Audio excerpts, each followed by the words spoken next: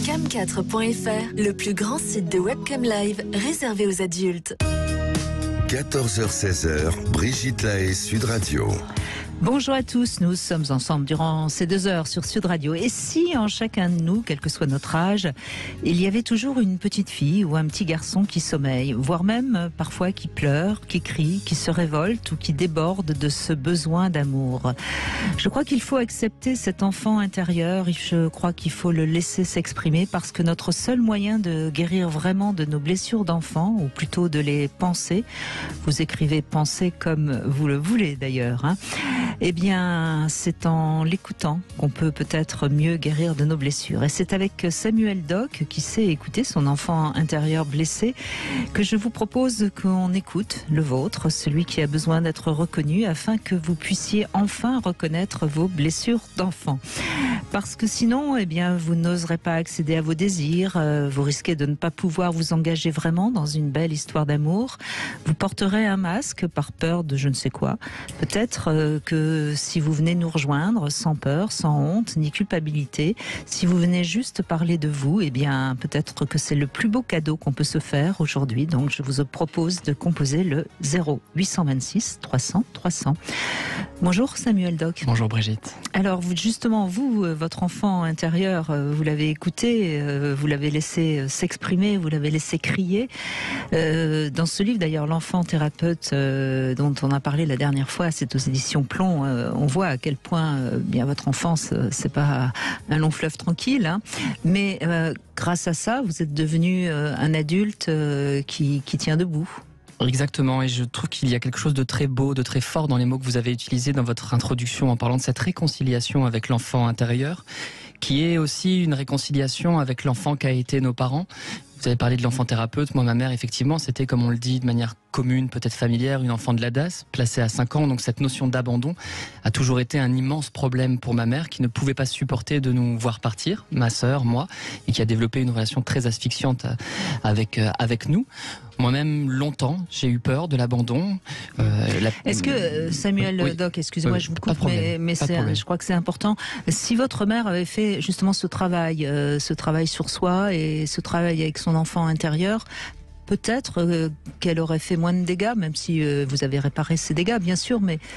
Oui, et c'était d'ailleurs la douleur qui était la mienne, c'est que ce n'était pas mon rôle de réparer ces dégâts, de penser ces innombrables plaies et de soulager ces chagrins. C'était pas mon rôle, mais vous avez raison. C'est une juste analyse. Je pense que les choses auraient été bien différentes si elle avait pu justement elle-même se réconcilier avec cette petite fille meurtrie qu'elle était, et si elle avait trouvé une écoute attentive, que ce soit la vôtre ou celle d'un thérapeute, en tout cas une oreille consolante, un autre secourable, auraient dit les psychanalystes. Alors moi-même, pendant longtemps, j'ai pas supporté, pas envisagé l'idée qu'on puisse me quitter, qu'on puisse m'abandonner. Parfois, je quittais les personnes dont j'étais amoureux avant qu'elles me quittent pour garder le contrôle, pour me préserver. Mais j'étais dans ce cas-là exactement comme vous l'avez dit dans votre introduction, Brigitte. J'étais faux. C'était faux, c'était artificiel, il n'y avait rien d'authentique parce que la perte, l'abandon, cela fait partie de notre vie, c'est ce qui nous humanise. Nous sommes des êtres mortels, nous sommes des êtres de perte. Toute notre vie, nous allons devoir faire face à des abandons. L'abandon d'un conjoint, l'abandon d'une occasion, d'une opportunité, d'une trajectoire. Et en fait, on ne peut pas changer ça, on ne peut pas changer notre nature et cette finitude qui nous attend au bout du chemin. Mais on peut le penser, on peut le parler. Et c'est pour ça que cette réconciliation, je pense, avec cet enfant intérieur dont vous parlez avec vraiment beaucoup d'émotions, cela me touche parce que je crois que ça passe vraiment par les mots et par la compréhension de soi, la compréhension des autres et la compréhension de notre humanité profonde. En tout cas, il y a 2 solutions, en effet, ou alors on se barricade, on porte un masque et puis on tient, et on peut pourquoi pas tenir toute sa vie sans avoir besoin de faire ce travail, mais on va passer à côté de beaucoup de choses, et puis peut-être même à côté de soi, et surtout on va pas être dans des vraies relations avec les autres. Et puis sinon, on accepte, on accepte de découvrir nos souffrances, parce que au début, c'est le travail sur soi, ça fait mal, oui. Mais il y a un moment où ça fait moins mal, et puis ça apporte tellement de satisfaction que une fois qu'on est vraiment sur le chemin, on n'a plus envie de le quitter. Les mots que vous utilisez me font penser à un patient que j'accompagne actuellement et qui a terriblement peur d'être quitté. Et c'est pour ça qu'il n'est en couple avec personne. Parce que ce serait pour lui un effondrement, ce serait pour lui une immense blessure. Si on le quittait. Si on le quittait, alors il ne se lie à personne. Mais le problème, il a peur de mourir en fait derrière cette séparation. Mais le problème, c'est qu'en faisant cela, il ne vit pas, il vit une demi-vie, une vie sans autre. L'amour, c'est un risque qui mérite d'être pris, même s'il fait mal, même si c'est vrai qu'on y laisse quelque chose. L'engagement, c'est mettre en gage quelque chose de soi, quelque chose de son âme, quelque chose de son cœur. Il faut accepter de jouer le jeu, ou alors on paye comme ce patient, c'est-à-dire en vivant une demi-vie, une vie tiède, une vie anesthésiée, et peut-être une vie qui finalement ne vaut pas la peine d'être vécue, je crois. Et je ne sais pas si vous êtes d'accord avec moi, Samuel Doc, mais je crois que de toute façon, quelle que soit notre enfance, on en a forcément des blessures, parce que de toute façon, même avec des parents suffisamment bons pour prendre cette fameuse formule, on n'aura pas toujours été compris dans nos peurs, dans nos colères, dans notre tristesse. Donc, de toute façon, on en a des blessures, et autant aller un petit peu aller vérifier. Alors, est-ce que vous êtes d'accord sur les 5 blessures principales dont on parle à peu près toujours, l'abandon, l'injustice, la trahison, le rejet, et puis il m'en manque une comme toujours, je ne sais plus laquelle. Et toutes ces blessures peuvent être ramenées au manque, au fait que nous sommes manquants et que c'est une chose absolument terrible. Mais vous savez, l'abandon, c'est toujours un vécu subjectif, puisque quand une personne, par exemple, perd son conjoint ou sa femme qui décède, elle dit « elle m'a abandonné ». Non, elle est décédée. C'est un mot qu'on utilise pour parler d'un vécu interne. Et ce qu'il y a de terrible, et c'est pour ça que vos mots me touchent énormément aujourd'hui, Brigitte, c'est que l'abandon est toujours vécu avec un sentiment de culpabilité. On imagine qu'on mérite d'être abandonné.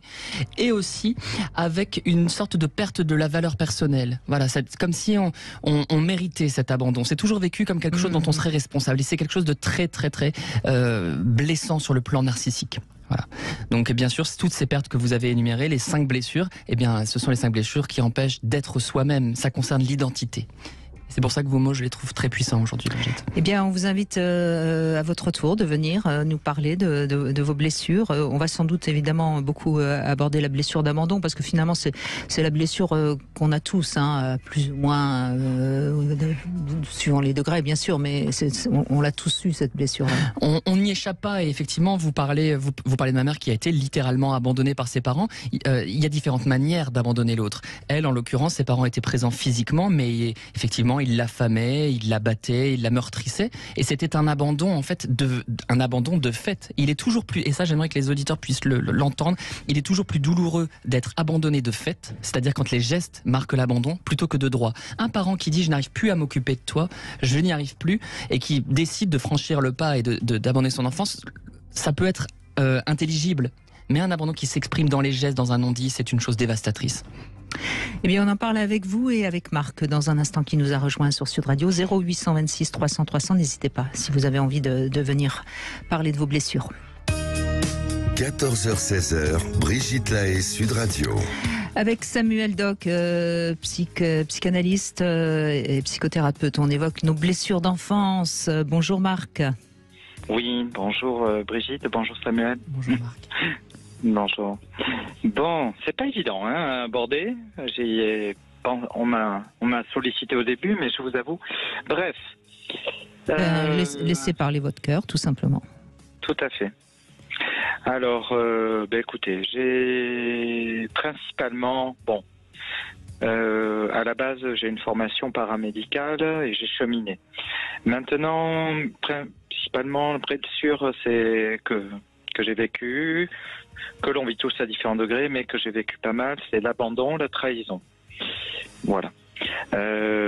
Étant enfant unique, et après, je ne l'ai pas réalisé de suite. C'est en voulant faire un travail justement pour quitter, c'était avec mes parents qui, à l'époque, étaient tous les deux encore bien présents quand j'étais enfant. Et puis après, en faisant un travail pour quitter quelques comportements, on va dire surtout en couple de la part de mes parents, des comportements qui étaient parfois violents, etc. Où j'ai subi des violences verbales, physiques, mais à chaque fois qu'ils étaient ensemble, Et puis finalement, quand ils ont divorcé et que là ça a été exponentiel du côté de ma mère, j'ai choisi de faire. Enfin, on m'a dit là, pour te sortir de là, il faut vraiment que tu ailles voir quelqu'un. Vous aviez quel âge quand vous allez voir quelqu'un? Alors quand j'ai vu quelqu'un, j'avais 18 ans. D'accord. Aujourd'hui, j'en ai 47. D'accord. Voilà. Et effectivement, alors j'ai vu dans un premier temps un psychothérapeute. Et puis après, j'ai réussi à trouver, parce que ça n'a pas été évident, un psychiatre qui me convenait. Pourquoi psychiatre? Parce que c'était remboursé. Voilà. Et que avec mon salaire, j'avais pas forcément les moyens de me payer un psychologue une fois par semaine. Voilà. Donc ça m'a beaucoup aidé à clarifier pas mal de choses, à sortir effectivement de la culpabilité. Mais vous aviez tendance aussi à avoir des paroles violentes, parfois humiliantes pour vos proches. Vous aviez Moi, de mon côté, j'avais tout intériorisé. J'avais plutôt. Vous étiez froid donc, hein, vous étiez. Non, j'étais très chaleureux, et par contre, pour tout ce qui est, relation avec copines, justement, c'est moi qui quittais avant d'être quitté. Quand j'étais quitté, c'était catastrophique. Voilà. Catastrophique, pourquoi? Parce que je le vivais d'une manière émotionnelle très très forte. Très très forte, comme vraiment je revivais. Ça vous mettait en danger en quelque sorte, hein. Voilà, exactement. Oui.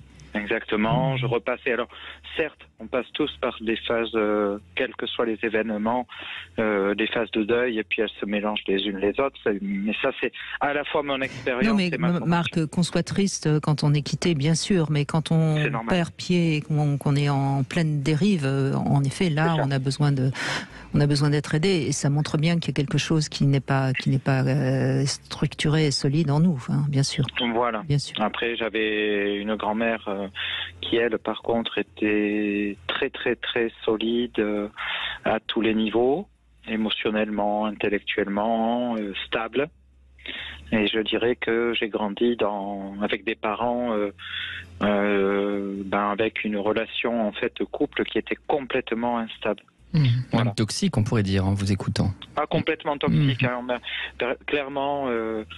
Bon, après, moi, c'est pas pour. On m'a dit très honnêtement, et le psychiatre m'a dit j'ai rarement vu quelqu'un qui a vécu tout ce que vous avez vécu et vous en sortir. Voilà. Je suis tant mieux pour vous. Et quelque part, je le dois, je pense aussi à ma grand-mère qui habitait la maison d'à côté. Et au final, oui, qui a servi de tuteur, bien sûr, bien sûr. Et qui a été pour moi ma deuxième maman. Mais on a toujours, enfin, dans les témoignages que j'entends, Marc, on a toujours quelqu'un, un pilier. Alors ça, c'est parfois même la nature ou un animal, hein. Mais, oui, voilà. Mais bien sûr, parce que ou des parents de substitution à travers. Moi, ça a été le Dalai Lama. Bien ça sûr. A été, de toute manière, on a tous des figures parentales après qu'on se construit. Voilà. Voilà. Personne n'est venu à votre secours durant toute cette période douloureuse. Il n'y a pas eu de signalement, il n'y a pas eu un enseignant qui aurait pu remarquer que vous étiez dans une grande souffrance psychique. Que s'est-il passé? À mon époque, je vais vous avouer, si au niveau du collège, à un moment donné, je me rappelle très bien que des professeurs avaient demandé me trouver à l'écart des autres, me trouver parfois triste, et donc du coup avait demandé à mes parents que je sois suivi peut-être, et au final ça n'a pas été fait. Ben, forcément, puisque c'est à vos parents qui l'a demandé, donc vos parents... Voilà. Et après, je vous avoue qu'à l'époque, dans les années 80-90, c'était pas très, on va dire... ni la mode, ni... Bon, vous savez, ça marche pas encore très bien non plus aujourd'hui. Non, mais c'est quand même... Bon, ça c'est un petit peu plus ouvert. Oui, c'est vrai, on en parle plus, mais c'est pas encore. Voilà. Mais ce qui est intéressant, Marc, dans ce que vous dites, c'est que on sent qu'il y a encore chez vous une certaine je vais pas dire une honte, mais quelque chose un peu une certaine pudeur qui n'a pas sa place parce que vous n'êtes pas responsable de vos parents. Alors ça, je sais. Après, mais vous le ressentez. Quand on parlait de comment dire, j'entends ce que vous dites. C'est juste que là, j'ai repris un travail avec un psychothérapeute. Oui. J'aimerais bien retrouver un psychiatre, seulement l'heure actuelle fait que moi j'habite la Gironde et au final, malheureusement, c'est comme les médecins traitants. Aujourd'hui, ils prennent plus de nouveaux patients, donc accrochez-vous. Hein. Oui, mais c'est quand même possible à distance sur Doctolib. Vous pouvez voir qu'il y a des psychiatres aujourd'hui qui, face à cette crise que vous décrivez, acceptent de faire des entretiens en visio. Je le dis pour vous et pour nos auditeurs. Rassurez-vous. Ah oui. D'accord. Alors après, par contre, ce que je tiens à préciser, c'est que pour être à travers mon parcours, c'est pas rien. Si j'étais élève infirmier, si je suis devenu aide-soignant, à la base, je voulais devenir psychologue. Et je vais essayer d'être synthétique. L'hypnose ericksonienne, j'ai découvert. François Roustan, mon Dieu, quel monument. Parce que j'ai découvert aussi la méthode Tipeee, j'ai découvert Thich Nhat Hanh. Tout ce champ à la fois la communication avec l'enfant intérieur, avec passer par le corps. C'est là que je rejoins beaucoup François Roustan, que je rejoins d'autres thérapeutes, où en fait, c'est pas pour décrier le travail aujourd'hui de psychothérapeute, de psychologue, de psychiatre.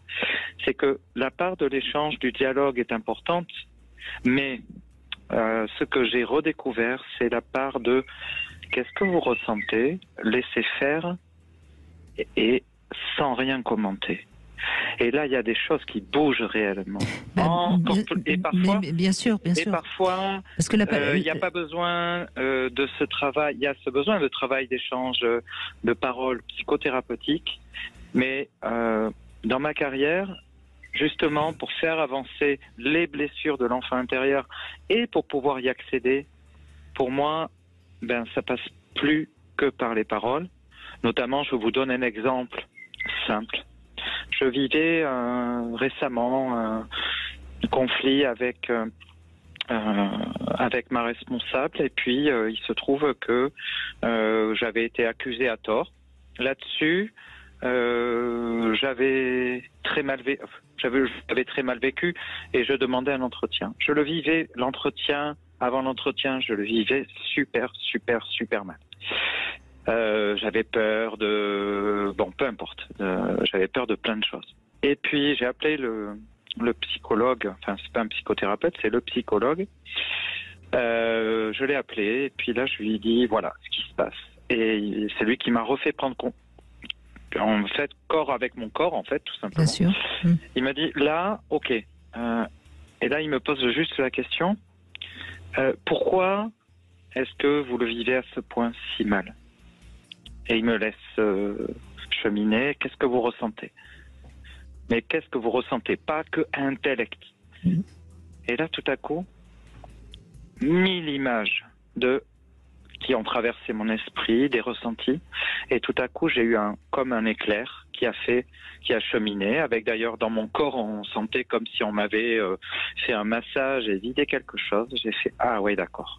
Je me remets dans la position de l'enfant vis-à-vis de sa maman ou de son papa qui a peur de se faire gronder. Waouh, je pensais pas que c'était encore en moi. Eh oui, mais bien sûr, le langage, c'est bien, mais si on ne se sert du langage que pour ne pas ressentir nos émotions, eh bien, on n'avance pas. Merci de cet exemple, Marc, qui est tout à fait parlant et qui parle certainement à ceux qui nous écoutent. On va faire une pause. Samuel Doc, on invite évidemment les auditeurs à nous appeler au 0826 300 300, puis dans un instant, nous retrouvons notre Sexy News, Julia Palombe. Brigitte Lahaie, Sud Radio, c'est l'instant Sexy News. Eh bien, Samuel Doc, nous accueillons Julia Palombe qui nous a fait un... Écoutez, si vous n'êtes pas encore abonné à notre chaîne YouTube, c'est le moment ou jamais de vous abonner pour voir la tenue de Julia Palombe, parce que franchement, là, Julia, qu'est-ce qui se passe? C'est le printemps? Ce n'est pas ce que vous croyez, chers auditeurs. Je ne suis pas à moitié nue, contrairement d'habitude, mais ça vaut quand même le détour, c'est vrai. Ça laisse à penser quand même que vous êtes assez déshabillée sous cette robe très... Ah bah oui, je suis très nue. conte de fées, moi je trouve. Hein. Samuel Doc, qu'est-ce que vous en pensez? Alors moi j'hésitais entre la reine Victoria et Calamity Jane. Je me demande où est cachée la carabine. Oh waouh, la carabine. C'est Je la m'appelle langue. Julia Palombe, c'est la chasse à la palombe est ouverte. Sortez vos carabines. Bon bref, Wow. toujours est-il que je vous laisse nous raconter votre chronique. Oui, il est temps de me confesser dans ma robe de reine. Il est temps de tout vous avouer, chers auditeurs. Si j'étais un peu plus sensible, j'aurais presque un peu honte. Et d'y penser, j'ai honte de ne pas avoir honte. Mais les faits sont là. J'ai lu le dernier livre de Frédéric Beigbeder, Confession d'un hétérosexuel légèrement dépassé. Et j'ai beaucoup aimé, oui. Oui, fouettez-moi, jetez-moi dans les flammes Non, mais de vous avez l'enfer. raison, c'est un livre formidable. Il Et est génial. Courageux surtout. Il est intelligent, il se déploie en plusieurs parties. Alors oui, c'est vrai, j'ose lire un livre écrit par un mâle blanc hétérosexuel de plus de 50 ans. Oh là là, mon Dieu. Oui, j'ose penser à rebrousse-poil de toutes ces chaînes de télévision. J'ose défendre un écrivain ciblé par toute la troupe de néo-féministes en chef. Oui, brûlez-moi et je renaîtrai de mes cendres. Je ne suis pas une suiveuse, je ne suis pas une victime. Et ce n'est que le début. Restez sur les ondes, chers auditeurs, car j'ai pire encore à vous confesser. Frédéric Beigbeder écrit dans son livre, j'ouvre les guillemets, « Si chaque femme que je croisais m'imaginait à poil, tenue en laisse, obligée de lui lécher le clitoris jusqu'au squirt dans ma barbe, sincèrement, ma première réaction serait de bénir Simone de Beauvoir. » Alors pour ceux qui ne connaissent pas le squirt, c'est donc l'éjaculation féminine, hein, ma chérie. Eh bien, mon cher Frédéric, puisque vous m'y poussez, je le confesse, chaque homme que je croise, je l'imagine exactement ainsi. Et c'est peut-être pour cela que je comprends si bien les hommes et qu'ils m'emmerdent si peu par ailleurs. Le désir comporte une part sauvage qu'il est vain de nier. Et c'est en ça que le livre de Frédéric est intéressant, je trouve. C'est qu'il propose de penser ce désir et non de le fuir. Il écrit ainsi: « Est-ce que quelqu'un pourrait me dire comment faire pour aimer sans violence psychologique? L'amour est la plus atroce des douleurs psychologiquement imaginables. » Et il y a quelque chose quand même de vrai là-dedans. Enfin, quiconque a déjà aimé dans sa vie sait dans sa chair qu'il n'existe pas de mode d'emploi qui ne ferait souffrir personne. L'amour est intrinsèquement dangereux et pourtant rien n'a plus d'intérêt ici-bas. A plus d'intérêt ici-bas que d'aimer. Aimer, c'est vivre, apprendre, se prendre des râteaux aussi, c'est vrai. Avoir le cœur qui se fend en deux, bah oui, bien sûr. Être trompé, être déçu, se réconcilier, recommencer, en mieux peut-être, enfin on l'espère. C'est pouvoir dire « j'ai vécu » nom d'une pipe. Alors à la fin de son livre, Frédéric tente de définir l'hétérosexualité en ces termes. Il faut être capable de se concentrer sur la vision d'une seule femme qui en cumule 1000. C'est marrant, c'est exactement ce que je pense, oui. J'essaye, moi, souvent d'être cette femme qui serait toutes les femmes à la fois. Alors, dans cette veine-là, il encourage le mariage pour la beauté du geste, pour s'occuper d'autres nombrils que du sien. Je trouve que c'est exactement ça, moi. Pour la magie des yeux qui brillent dans les siens. Frédéric Beigbeder nous livre sa formule magique à laquelle je m'allie à 100%. Le secret d'un mariage réussi, c'est de se marier tous les jours. Mais oui, elle est là, il est là le défi, hein, cet équilibre évidemment inatteignable mais fabuleux à essayer d'essayer, essayer de tenir en équilibre. Et là il nous confie ce dialogue, alors là c'est merveilleux. Que fiches-tu toute la journée à mater toutes les gonzesses? C'est pourtant simple, je te choisis, répond-il. Et là la femme de répondre: va te faire foutre. J'adore ce divin refrain qui évidemment pourrait durer pour l'éternité. Hein. Oui, j'encourage vivement tous les hommes qui nous écoutent à continuer de se comporter en gentleman, à continuer de draguer, d'être galant, à continuer de s'inventer des jeux érotiques dans la tête toute la journée afin de nourrir leur insatiable désir. Ainsi, avec délicatesse et précaution, avec caresses et confidences obscènes sur l'oreiller, la femme, celle qui balayera toutes les autres, arrivera. Et puis si elle est déjà là, elle restera peut-être. Et j'encourage du même geste toutes les femmes qui nous écoutent à dompter les mâles alentour, à affirmer leur désir, à siffler peut-être un homme dans la rue ou à lui mettre une petite main au cul. Mais enfin, ils attendent que ça, mesdames, de tomber sur celle qui sera la mère, l'enfant, la salope, l'amie, la douce et la sévère à la fois, la passionnée, l'hautaine, la tendre, la snob, l'épouse et la femme sexy. Le monde de nouveau sera romantique ou ne sera pas. Merci Frédéric pour ce livre et à très vite, chers auditeurs. Oui, moi je reconnais que j'ai trouvé le livre intéressant. Après, je ne suis peut-être pas aussi enthousiaste que vous, mais j'ai trouvé que le livre était... En tout cas, il est courageux. Alors moi je l'ai pas lu du tout, j'étais en train, je sais qu'on en a beaucoup parlé, mais j'étais en train de crapahuter sur les sentiers de randonnée au Japon. Cela étant, ce qui m'a beaucoup plu dans ce que vous avez dit, Julia, c'est quand vous parlez de cet aspect terrible de l'amour, parce que c'est vrai qu'il y a quelque chose de magistralement effroyable dans le fait justement de reconnaître l'autre dans sa singularité et se dire je l'aime alors que je vois ce qu'il a de grotesque, ce qu'il a de laid, ce qu'il a d'absurde, ce qu'il a de vain, et pourtant je l'aime, et pourtant je suis attaché à cet être, et pourtant peut-être n'arriverais-je pas à me relever si jamais il venait à me quitter, à m'abandonner. C'est terrible ce paradoxe, c'est terrible cet éthos, cet écartèlement entre un portrait lucide de l'autre, sans lequel on est dans l'idéalisation, et cette crainte affreuse de perdre celui qui sera jamais notre seul biographe, celui à qui on pourra dire sans doute encore plus qu'à qui que ce soit d'autre. Oui, je suis d'accord avec vos propos. Je me demande si les choses auraient été si différentes que ça, si Frédéric Becbédé avait été homosexuel. Ça, je sais pas. Est-ce que finalement, il n'y a pas quelque chose d'universel pour une femme, oui, mais je veux dire dans le sentiment, c'est totalement universel. En tout cas, après vous avoir entendu, j'espère qu'il va vous écrire parce que c'est une vraie lettre d'amour que vous lui adressez. Ah, mais j'adorerais le rencontrer, Frédéric. J'espère qu'il vous écrira. Je pense qu'on s'entendrait bien. Enfin, je mettrais autre chose que ma robe victorienne. Oui, je suis pas sûre qu'il aimerait votre robe victorienne. Vous mettrez ce que vous voulez. Mais soyez vous-même, après tout, puisque vous êtes 1000 femmes à la fois. Pourquoi pas celle-là, Je choisirais, voilà, je choisirais celle qui viendra. Vous êtes légion, c'est votre côté diablesse. Non, mais oui, mais non, mais je trouve que c'est toujours terrible quand un écrivain comme ça est sous le coup de toutes les critiques, alors que justement, il y a plusieurs portes qui sont ouvertes. Et là, je parle évidemment de l'aspect amoureux et sexuel, parce que c'est celui qui m'intéresse par-dessus tout. Mais il y a aussi toute une réflexion sur le divin.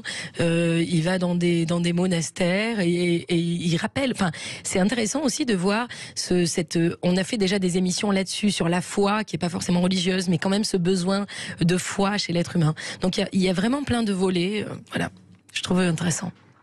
Et alors, sachez que c'est la dernière soirée parisienne de votre spectacle Fantasy. Hein, c'est samedi, donc samedi 22 avril à 21h30 au théâtre Montmartre-Galabru. Donc, si vous n'avez pas encore vu Julia Palombe, allez-y, c'est samedi à 21h30. Ça va être une grande fête. Et puis, on vous souhaite une soirée digne de votre talent. Merci Julia. Brigitte. Merci à vous. Bonjour Tom. Bonjour Brigitte, bonjour Samuel. Bonjour. Alors, tiens, on va rester sur cette question, sur cette terrible question de l'amour, Tom. Est-ce que vous avez peur d'être quitté, peur d'aimer, ou est-ce que finalement, non, vous vivez ça assez facilement? Assez facilement, dans la préoccupation plutôt de faire plaisir ou d'être solidaire avec ma femme. Voilà, non, pas de crainte de ce style, non. Vous êtes marié depuis longtemps? Oui. D'accord. C'est deux fois à vie, c'est ça? La vie, c'est 15 ans, non? D'avoir une condamnation à vie, c'est 15 ans, donc j'ai 30 ans. D'accord, c'est 15 ans. En prison, vous voulez dire? J'ai pas saisi. C'est de l'humour. Bon. C'est de l'humour. Enfin, je crois, enfin, j'espère. Oui, absolument. J'espère que vous n'avez pas tué votre femme et que vous n'avez pas pris 15 ans. Non, c'est pas le sens, puisque sinon je n'aurais pas une préoccupation à avoir ou pas. Non, je n'ai pas. Non, en fait, non, 30 ans et je suis assez heureux. D'accord. Bon, en tout cas, on sent que vous n'êtes pas très inquiet, en tout cas, d'être quitté. Deuxième question. Est-ce que vous avez une position sexuelle préférée, Tom? Non, pas vraiment. Je peux pas dire que non, pas vraiment. Non. C'est non. je suis pas très. Je pourrais pas vous décliner énormément de positions. Combien vous en pratiquez alors? Dites-moi. Oula, c'est 3. pas. Oui, voilà, plutôt. Oui, vous êtes dans. 3. Mettons 3 pour fanfaronner, mais c'est plutôt... Rassurez-vous, vous êtes largement dans la moyenne, hein, Tom. Il y a même des personnes qui n'en pratiquent qu'une et toujours la même pour être sûr que ça fonctionne. Hein, donc, non, vous inquiétez pas, vous êtes plus largement dans la moyenne. Il n'y a pas de souci. Et puis de toute façon, on n'a pas à juger. Hein, chacun. Et alors, dernière question, est-ce que ça vous est arrivé d'avoir un désir, même fugace, pour un homme? Non. Non, ça, vous me dites tout le temps non, Tom, c'est pas drôle, hein? Non, mais écoutez, posez-moi d'autres questions, mais c'est non, celle-là, c'est non, bon, je crois que je suis vraiment hétéro. Bon. Oui, je crois, oui. Bien que c'est un ringueur absolu de nos jours, n'est-ce pas? C'est vous qui le dites, hein, moi je n'ai pas d'avis. J'ai l'impression, par les temps qui courent, j'ai l'impression qu'il faut... Alors c'est pas, non, c'est pas woke, voilà. Mais rassurez-vous, la majorité sont quand même pour l'instant toujours hétéros. Mais vous savez, je suis pas du tout inquiet vis-à-vis mes positions. Position dans le sens non-position. Vous voyez les positions. Oui, voilà. Oui, bien sûr, j'ai bien compris. Non, mais c'est plutôt non. Je dois dire que non, fermement hétéro, mais je n'ai absolument aucune ambiguïté concernant la tolérance de chacun fait ses envies et ses tendances. Absolument, chacun fait ce qu'il peut. Eh bien, vous pouvez poser une question à Samuel Doc, il vous écoute. Ah oui, alors donc ce qui m'intéresse de plus en plus, c'est les troubles, surtout des jeunes, à travers des réseaux sociaux et surtout des apps pour améliorer, entre guillemets, leur morphologie, et donc la dysmorphie étant un problème de plus en plus présent surtout pour les jeunes femmes, les jeunes filles, si j'ai bien compris. Est-ce que vous le confirmez et qu'est-ce que vous en dites? Alors oui, je le confirme totalement. Moi, c'est vrai qu'à l'origine, je suis spécialisé dans la thérapie de l'adolescent, donc je le vois beaucoup. Votre question est d'autant plus pertinente que j'ai l'impression que ça s'est renforcé depuis mes débuts. Moi, j'ai commencé à travailler en médecine de l'adolescent à l'hôpital Robert Debré et je ne voyais pas du tout ça. Et ce qui est très intéressant, vous voyez, c'est que même les chirurgiens esthétiques eux-mêmes le confirment, parce qu'avant, les personnes venaient avec une photo d'une star qu'elles aimaient. Elles disaient, j'aimerais le même nez que Brad Pitt, que Angelina Jolie ou que sais-je encore. Maintenant, ils viennent avec une photo d'eux modifié sur une appli en disant je voudrais correspondre à la version de moi avec ce filtre en fait. Et les chirurgiens leur répondent ce n'est pas possible. Il y a des choses qu'on ne peut pas faire. Les dimensions que propose cette application ne sont pas humaines, même si elles ont l'air cohérentes, elles ne le sont pas et ils se trouvent assez désemparés. Et bien sûr, à l'heure d'Instagram, de TikTok, à des moments où les adolescents fondent leur identité à travers aussi le regard des autres, c'est quelque chose qui peut être terriblement destructeur. Sans arrêt confronté à une image idéalisée d'eux-mêmes qu'ils n'atteindront jamais. Donc oui, vous avez raison. Malheureusement, effectivement, les réseaux sociaux, alors avec tout ce qu'elles peuvent avoir aussi de positif, ont un effet vraiment délétère sur l'image inconsciente du corps et même l'image consciente du corps des adolescents et même très jeunes. Hein, même très jeunes. Vous pouvez voir des personnes de 10, 11 ans en consultation qui demandent une liposuction, qui demandent à se refaire le nez. Je veux dire, c'est très très jeune, quoi, à peine sorti de l'enfance. Je pense qu'à un moment donné, ce sera un vrai problème de santé publique parce que on vit avec notre corps. Il faut aussi savoir qu'il y a beaucoup de réseaux clandestins qui sont organisés maintenant avec des personnes qui se font injecter par exemple de l'huile de coco alors qu'on leur promet de l'acide hyaluronique. Enfin, on voit des choses révoltantes. Je crois que pour les parents que ça implique quand même un certain contrôle parce que les dernières situations que j'ai eues dans ma consultation libérale de parents qui accompagnaient cela, je les trouvais très très très très tolérants. Alors moi j'essayais quand même de mettre mettre quelques limites, de dire attention, le corps change, c'est normal qu'il évolue, de mettre vraiment au travail tout ce que concerne le pubertaire. Et pourtant, certains parents, vous voyez là je pense vraiment aux parents, vont avoir ce désir que l'enfant corresponde à l'idéal qu'ils ont eu de leur adolescent et vont jouer le jeu. Et c'est pour ça que vous vous retrouvez dans les salles d'attente des chirurgiens avec des parents qui accompagnent leur enfant. C'est l'enfant pâte à modeler. Donc les parents ont vraiment à s'interroger sur leur propre posture dans leur parentalité et sur leur manière d'accompagner, de border le rapport à la chirurgie esthétique liée encore une fois à ces fichues applications. Donc merci pour votre question parce qu'elle me permet de parler d'un sujet qui est important et qui est beaucoup plus grave qu'on pourrait penser de prime abord. Merci. Voilà Tom, la réponse de Samuel. Et cette application, apparemment, ça fait des ravages. A priori, c'était quelque chose qui était assez confidentiel parce que tout le monde traficotait un peu en douce les images pour apparaître, je dirais, optimisées. Et là maintenant, apparemment, c'est devenu des outils de marketing de ces boîtes qui font que... on pousse évidemment à la consommation tout azimut, Tom. Et malheureusement, dans ces cas-là, c'est dramatique puisque c'est notre corps qui est en danger. C'est notre corps et puis la difficulté aussi, c'est qu'après la personne, une fois qu'elle s'est mise tout un tas de filtres, il faut bien après qu'elle retourne voir les gens en vrai. Et là, ils se rendent compte qu'elle a mis 50 000 filtres sur sa tête, la pauvre. Alors, elle peut jouer la carte Covid et mettre un masque et se dissimuler, mais on ne vit pas dans les réseaux, on vit en lien avec les autres. La burqa, tout simplement. Bon, enfin, merci en tout cas, Marc, Tom, de cette question tout à fait pertinente. Et puis, on fait une petite pause et on retrouve Caroline dans un instant. Cam4.fr, le plus grand site de webcam live réservé aux adultes. 14h-16h, Brigitte Lahaie, Sud Radio.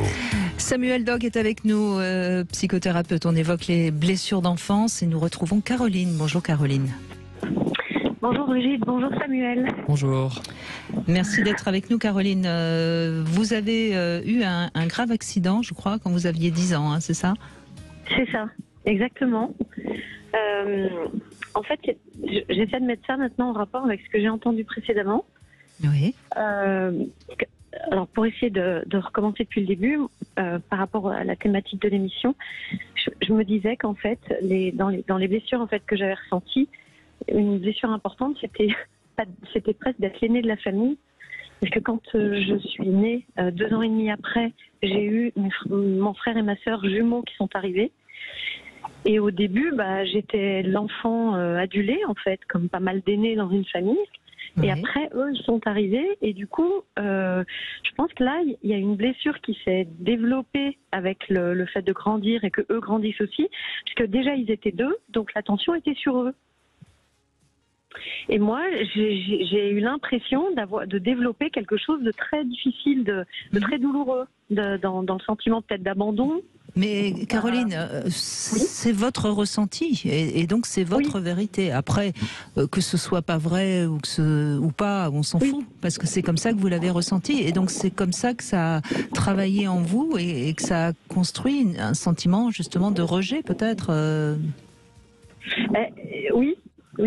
Et je pense que ce que vous dites est très très pertinent. En plus, après, comme j'ai eu un accident, l'accident il est venu amplifier en plus ça. Dans quel sens ? Parce qu'en fait, cet accident m'a créé un handicap, on va dire moteur, mais tout à fait gérable par la suite. Oui. J'étais pas en fauteuil roulant, mais il a amplifié le fait d'être... Oui, comme vous dites Brigitte, c'est mon ressenti. Hein. Bien sûr, c'est très Caroline. important comme subtilité. Mais ça a appuyé là où ça faisait déjà mal. Par rapport à la question de Samuel, dans quel domaine ? Peut-être le fait d'avoir peur d'être exclu, d'être rejeté, Et par rapport au témoignage précédent, je me suis dit c'est fou parce que j'ai dû apprendre à faire avec et à développer une forme de non-conformisme, c'est-à-dire de m'accepter telle que j'étais avec une jambe en moins et une prothèse en plus. Du coup, une prothèse de jambe. Donc ça, c'était super parce que, quand je dis super, c'est que j'ai fait un énorme travail pour admettre, accepter, ça a pris des années. Et quand j'entends que des jeunes veulent se transformer avec la chirurgie esthétique, C'est justement super intéressant de faire le pont entre les deux. Absolument. Absolument.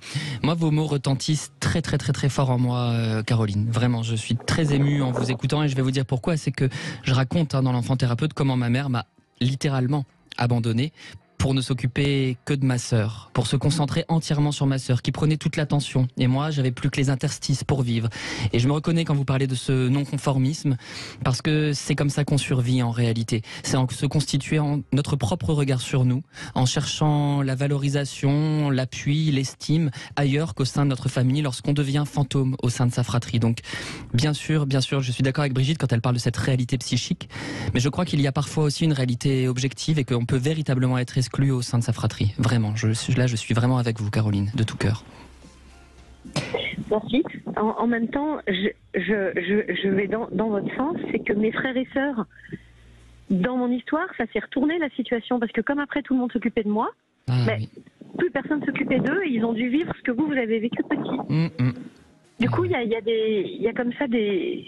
Enfin, oui. Et est-ce que vous avez ressenti au moment où justement on vient à nouveau s'occuper de vous, en tout cas c'est toujours comme ça que vous le ressentez, vous vous êtes dit finalement cet accident je l'ai peut-être provoqué dans votre tête? Est-ce qu'il y a eu quelque chose comme ça de cet ordre-là? L'accident je l'ai eu à 10 ans. Et après, j'ai fait du travail de développement personnel, j'ai lu des livres, et peut-être vers l'âge de 40-45 ans. Oui. Donc il y a du temps qui s'écoule entre les deux périodes. Je me suis dit, mais mon Dieu, est-ce que j'ai pas inconsciemment, je sais pas, mis en place des vibrations, des demandes pour que l'attention se mette sur moi, et d'une manière inattendue, c'est arrivé quand c'est arrivé. En tout cas, ce qui est intéressant, moi qui aime bien travailler sur la destinée des gens, on peut imaginer en effet que d'une certaine manière, cet accident vous a permis de vous remettre à votre place. Avec du travail et des années, oui.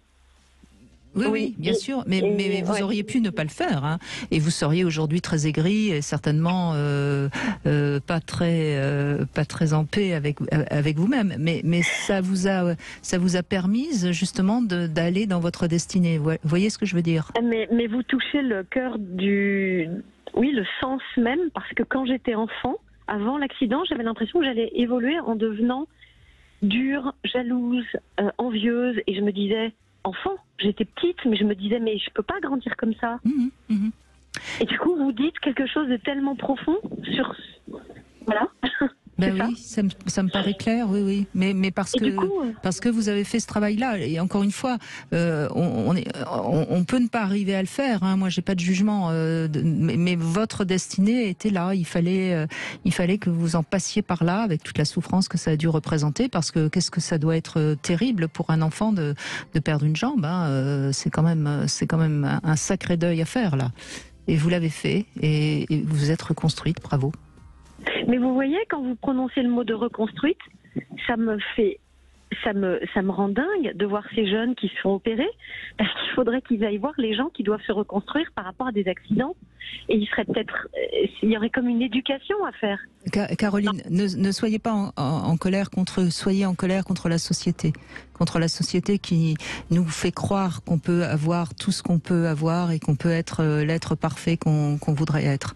C'est contre la société qu'il faut être en colère, et c'est contre la société qu'il faut résister, me semble-t-il. Tout à fait, Brigitte. Et moi, Caroline, la question que j'ai envie de vous poser, qui me brûle les lèvres, c'est au terme de ce sentier de courage, de bravoure et de vie qui a été le vôtre, est-ce que vous êtes heureuse ? Alors, on va avoir la réponse après les infos, Samuel Doc, et puis Caroline nous répondra. 14h-16h, Brigitte Lahaie, Sud Radio.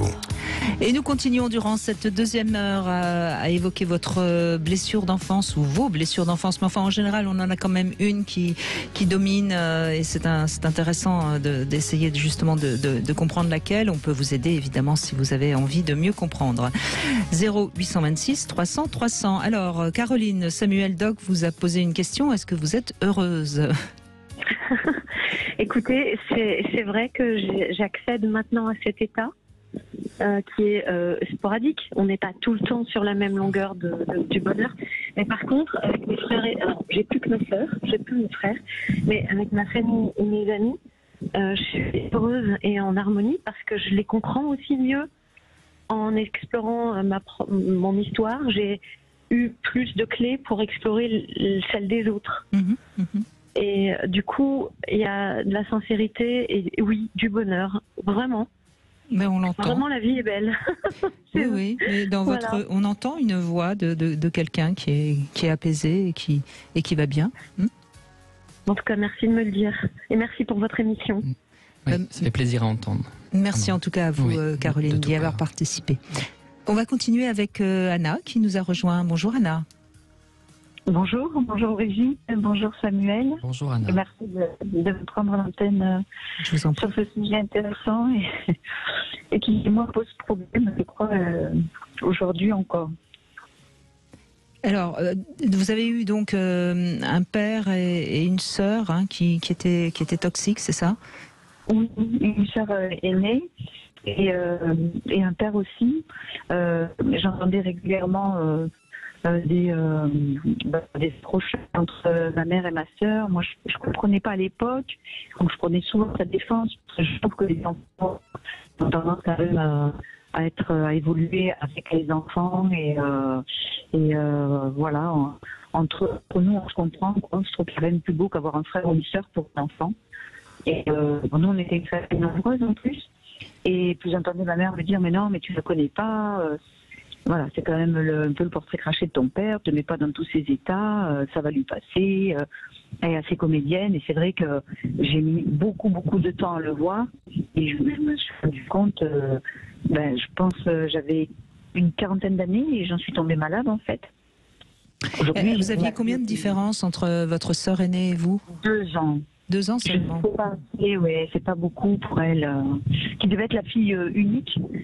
Il y avait 3 enfants et que mes parents voulaient vraiment la fille et devaient s'arrêter à elle. Donc je pense que ça a créé des grosses tensions. Alors que moi c'était mon idole, quoi. Ma sœur, c'était. Oui, mais bon, en tant qu'enfant, on peut se sentir très proche, en effet, d'une sœur qui a 2 ans d'écart. Ça me paraît assez cohérent. Mais est-ce que votre père, justement, était très proche de cette sœur aînée, qui était donc la fille désirée, si j'ai bien compris. Vous êtes un peu l'objet rapporté.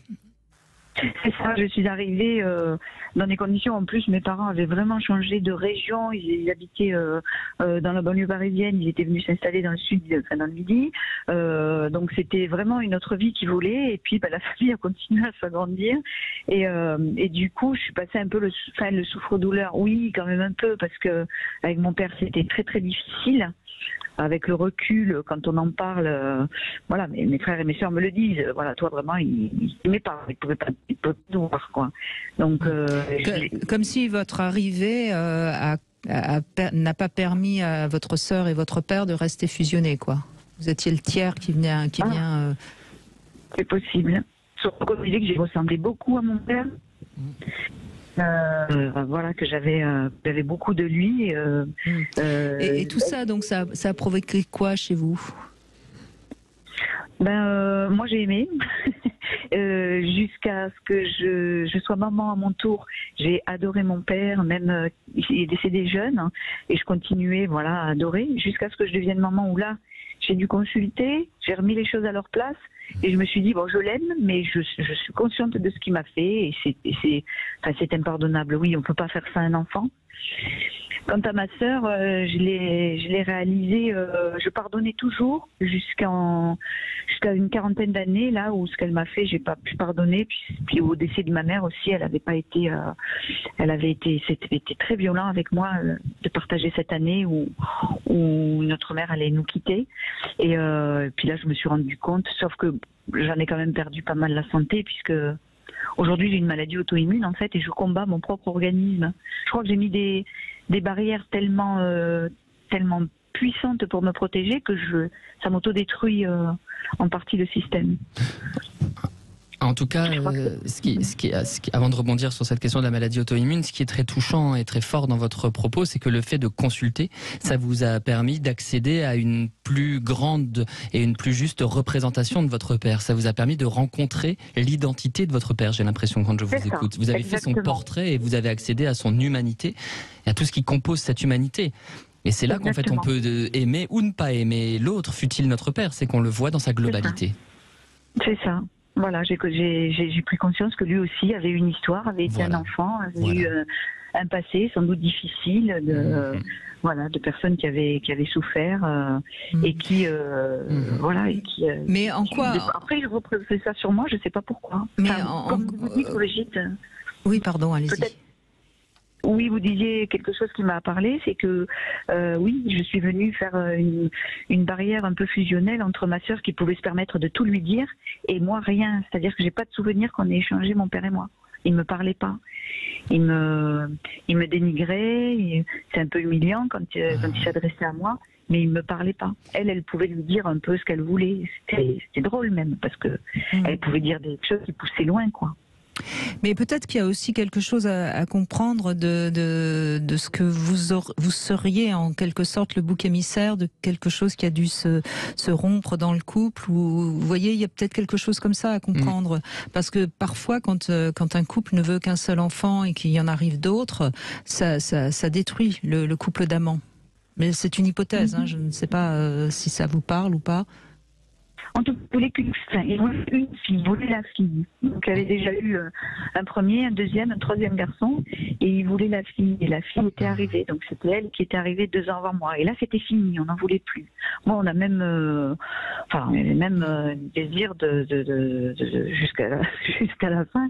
Ma mère me l'a dit, heureusement, je trouve que c'est bien, mais de faire en sorte que même après ma naissance, si, comme mon père avait des traitements qui étaient très forts pour les nerfs, s'il fallait, comme elle disait, me supprimer, elle l'avait envisagé. Donc je sais que le contexte dans lequel je suis venue, ça, plus ma sœur et mon père qui s'est rajouté dessus, aujourd'hui, ça fait de moi une personne qui a...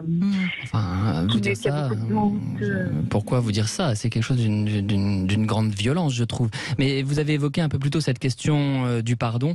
Vous savez, on est libre de pardonner, d'accorder son pardon ou pas. Et surtout quand la personne ne le demande pas. Vous êtes libre. En tout je l'ai cas, accordé à mon père, mais je ne l'ai pas accordé à ma sœur. Voilà, non, mais ce qui est important, et là je reviens sur votre maladie auto-immune, Anna, c'est que je pense qu'enfant, vous avez tout fait pour quand même plaire à votre père et quand même rester en bonne relation avec votre famille. Bon, heureusement, j'ai l'impression que la mère, elle a été plutôt suffisamment bonne, comme on dit. Mais je crois que c'est important maintenant que vous soyez un peu bonne avec vous, parce que là, vous en payez quand même cher le prix. Oui, mais je ne sais pas comment d'une déprogrammer. Là, comme je vous appelle, j'arrive justement d'une visite avec un professeur qui me suit, qui me dit que le cas est très compliqué à comprendre pourquoi voilà. Après, la médecine ne connaît pas tout. Et puis moi qui essaie, oui, de me détacher aujourd'hui, sans casser la famille, parce que je veux pas mettre au grand jour les différences qu'il y a juste, je veux dire, entre elle et moi. Mais je suis méfiante avec les gens, difficile de reprendre une relation. Oui, mais il faut cesser d'être trop gentil, Anna. Peut-être qu'il est temps que vous laissiez un peu exploser la colère que vous n'avez jamais osé exploser. Vous voyez ce que je veux dire? Il y a quelque chose comme ça, de cet ordre-là, et ça se retourne contre vous. Vous voyez, enfin, encore une fois, c'est très symbolique, ce que je vous dis. Oui, et la psychanalyste Joyce McDougall disait: le corps a le seul langage qui ne sait pas mentir. Donc je suis assez d'accord avec Brigitte. Vous voyez, le corps parle. On l'entend dans votre voix, Anna. Vous avez tout fait en tant qu'enfant pour essayer qu'il y ait de l'harmonie qui règne, et on vous a humilié d'une manière assez grave. Et malgré ça, vous avez continué à essayer d'être gentil et de garder l'harmonie dans la famille. Et tout ça, vous en payez cher le prix. Donc peut-être qu'il faut laisser exploser quelque chose à l'extérieur de vous. J'entends ce que vous me dites, et là aujourd'hui où je pense arriver à peu près à mettre dans leur case comme ils sont, et les prendre à peu près comme ils sont, ce que j'arrive pas à faire, c'est par exemple dans la relation amoureuse, parce que par contre là je peux exprimer des fois des gros état de colère. Si mais oui, mais voyez, non, mais vous voyez bien, vous êtes capable d'exprimer de la colère contre des étrangers, entre guillemets, mais pas contre les membres de votre famille. Et c'est contre eux qu'il faut régler vos comptes. Oui. Donc il faut peut-être que vous puissiez, on prend souvent ce rituel, hein, écrire une lettre très très méchante vis-à-vis de votre père pour laisser sortir ça, vous voyez. Et ma sœur pareil alors. –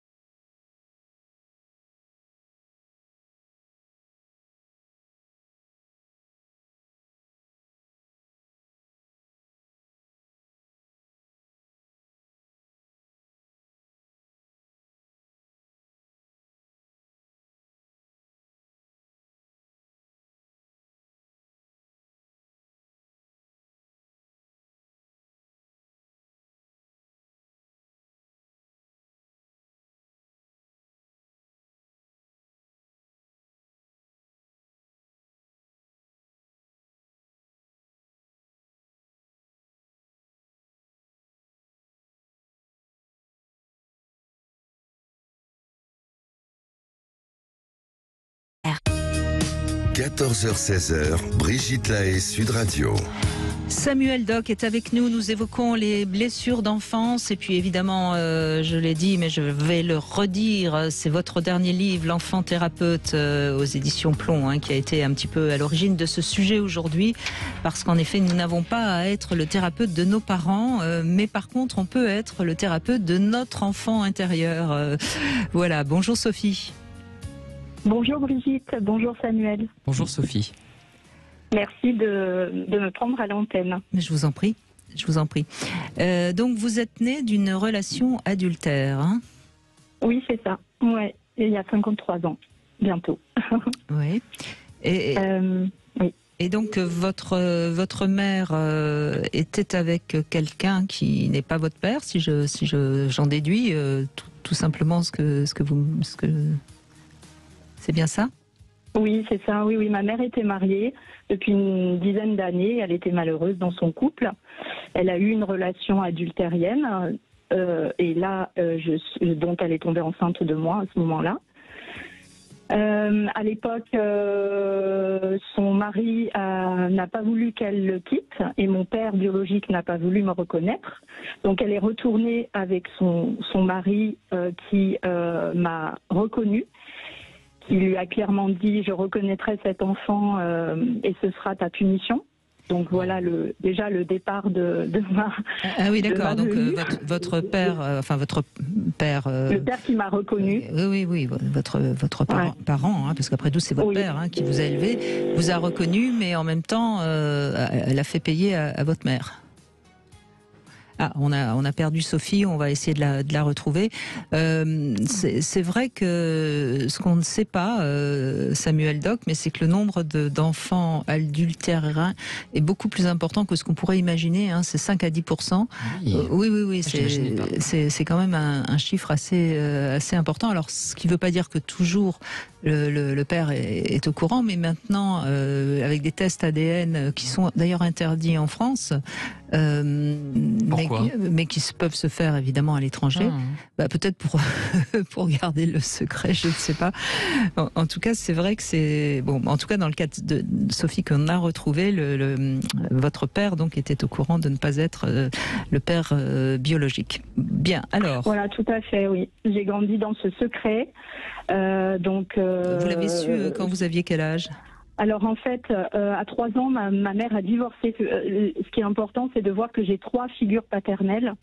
Donc la figure biologique qui ne m'a pas reconnue, le papa qui m'a reconnue, lui qui m'a donné son nom. Et à l'âge de 3 ans, ma maman a divorcé et s'est remis avec quelqu'un assez rapidement. Et c'est lui qui m'a élevée. Donc j'avais 3 repères et pour le coup aucun parce que j'ai quand même manqué cruellement de repères.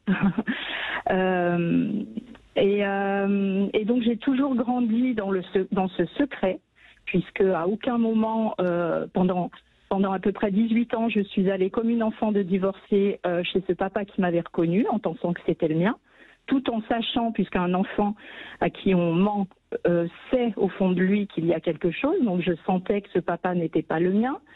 Je pleurais pour y aller. Enfin, c'était très compliqué.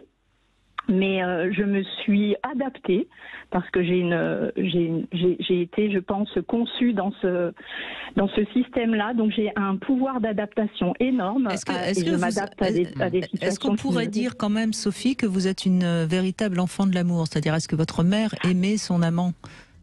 Alors complètement, Brigitte, vous avez vraiment dit le mot. Par contre, je suis vraiment l'enfant de l'amour et ça, je l'ai toujours ressenti et je le ressens aussi beaucoup aujourd'hui. Je n'ai jamais manqué d'amour. J'en ai beaucoup reçu de la part de ma mère qui m'a quand même, sur un côté très autoritaire, m'a beaucoup... elle était mon seul repère, elle m'a bien élevée, voilà. Et vraiment, aujourd'hui, elle est toujours en lien avec mon père biologique. Nous sommes en lien tous, voilà, on s'est tous retrouvés. Bon, je peux pas le raconter là parce que c'est vraiment une très longue histoire. Moi, j'ai entamé une psychothérapie à l'âge de 30 ans à peu près, puisque j'avais 2 enfants. Et là, c'est chez ma fille où il y a eu elle n'était pas très bien. Son enseignante de l'époque m'avait attrapée en me disant bon, votre fille, il semblerait. Donc voilà, par le biais de mes enfants, j'ai compris que moi, je n'allais pas bien. J'avais quelque chose à résoudre. Mais parfois, les enfants sont des sortes d'absorption de choses qu'on n'a pas réglées soi, et c'est intéressant. Oui.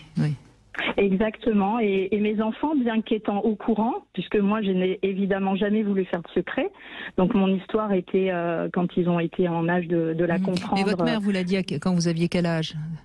Alors en fait, ma mère ne m'a jamais rien dit et à l'âge de 18 ans, mon père a frappé à la porte, vraiment. Le père biologique donc Le père biologique, ouais, a frappé à la porte. J'ai ouvert la porte et il m'a dit, alors c'est très drôle, vous allez voir, j'habitais dans un immeuble où il y avait des médecins et il me dit, excusez-moi, je me suis trompée d'étage, je cherche le cardiologue. Le cardiologue. Le cardiologue, c'est au-dessus. Il me dit d'accord, au revoir, merci. Et à ce moment-là, je ferme la porte et mon chéri de l'époque était là et qui est toujours mon mari aujourd'hui. M'a dit mais c'était qui c'était, et je lui dis c'était mon père parce qu'en fait je savais que c'était lui. Mais comment vous je sais pas. Je sais pas, Samuel. Un flash, une sorte d'intuition. Une sorte de lien, puisque je pense que petite, ma mère m'emmenait, on se voyait de temps en temps, donc je ne sais pas. Oui. Mais vous voyez, il y a eu quelque chose et je savais que c'était mon père et c'était lui. Et le soir, quand ma mère est rentrée, elle savait qu'il était passé parce qu'il avait laissé une petite carte dans la boîte. Ça s'est confirmé. Et elle m'a dit, et c'était confirmé. Et je lui ai dit, maman, j'ai eu une visite aujourd'hui. Et elle me dit oui. Et je lui dis, et donc, j'ai facilité le travail. Je facilite toujours le travail à tout le monde. Je lui ai dit, donc, c'était mon père. Et elle me répond oui. Et lui a su que étiez vous ou pas? Oui, bien sûr. Ouais, lui, il savait. Il m'avait suivi de loin toutes ces années. Ah, donc il était plus ou moins là. Il a fait semblant, bien sûr. Oui, il savait. Ouais. Et ma mère m'a dit comment tu le prends? Et moi à l'époque j'ai dit je le prends bien. Il y a des enfants qui n'ont pas de papa. Moi j'en ai 3. Je vais pas me plaindre. Et de 18 ans à 35 ans, j'ai porté ça. Et puis à un moment donné, évidemment, j'allais pas bien du tout. Et voilà, j'ai entamé une psychothérapie, des choses qui m'ont vraiment amené sur mon chemin. Aujourd'hui, voilà, j'ai fait un long chemin. J'ai d'ailleurs passé un diplôme de sophrologue. Donc tout ça me porte. Je me sens assez résiliente de mon histoire. Oui, on sent que vous allez bien, hein, je pense. Mais en même temps, vous avez quand même été très aimé par votre mère, et puis sans doute très aimé aussi par votre père biologique, même s'il n'a pas pu vous élever. Mais on sent qu'il y a quand même beaucoup d'amour dans tout ça. Merci Sophie, merci beaucoup. On va faire une petite pause, on va retrouver le Love Conseil et puis on va tester un jouet également avec Sandrine et puis on vous attend au 0826 300 300. À tout de suite. Cam4.fr, le plus grand site de webcam live réservé aux adultes. Brigitte Lahaie, Sud Radio, le Love Conseil. Alors Samuel Doc, vous êtes psychanalyste, hein, donc vous allez pouvoir argumenter mon Love Conseil. C'est plein d'indices que je vais donner qui permettent de décoder un peu notre histoire d'amour. Vous savez, par exemple, on est très ordonné, puis on a quelqu'un qui vient, on a fait une rencontre, et cette personne vient assez souvent chez nous, et elle laisse traîner ses affaires. Alors on va avoir tendance à être un petit peu agacé parce qu'on est très ordonné, et ben peut-être que c'est un bel indice, parce que si elle laisse traîner des affaires, c'est qu'elle se sent bien chez vous, et que d'une certaine manière, elle s'affirme en envahissant un peu l'espace. Vous voyez, comme quoi il faut faire attention aux choses qui pourraient paraître a priori désagréables. Vous êtes d'accord ? Je suis totalement d'accord avec ce Love Conseil, et d'autant plus que laisser rentrer quelqu'un dans sa vie, c'est accepter aussi que ce soit un peu le bazar. Voilà. Alors donc, ne commencez pas à ranger toujours derrière lui ou derrière elle, hein, parce que ça risque de durer longtemps, ce petit jeu. Instaurez juste des limites de l'espace de chacun. Voilà, et ça ira beaucoup mieux. Exactement, je suis tout à fait d'accord. Alors deuxième point, hein, idem pour les tâches, qui fait quoi, hein, et idem aussi pour le programme, qui décide quoi. Peut-être que votre partenaire ne choisit pas par peur d'imposer son choix, et c'est pas forcément parce qu'il n'a envie de rien. Donc c'est important de communiquer là-dessus. Il y a des personnes qui vont vous imposer un petit peu tout et vous n'oserez pas dire non. Donc c'est important de pouvoir communiquer sur ce point. Exactement, et de toujours demander quel est le désir de l'autre, quel est son souhait, même lorsqu'il semble n'en avoir aucun. Je suis tout à fait d'accord avec vous, Brigitte. Voilà, si vous êtes obligé de le critiquer trop souvent à son goût, au lieu de continuer à critiquer, parce que les critiques sont toujours négatives, pour l'harmonie de la relation, dites une bonne fois pour toutes ce qui ne vous va pas et essayez de trouver comment vous pouvez changer ce qui ne va pas. Tout à fait. Et je compléterai votre Love Conseil en disant que parfois il vaut mieux dire « je » que « tu ». Sans arrêt. C'est clair, c'est clair. Et puis, de toute façon, il faut accepter que ce soit pas parfait. Hein. Quand on est deux, forcément, de temps en temps, l'autre va nous déranger.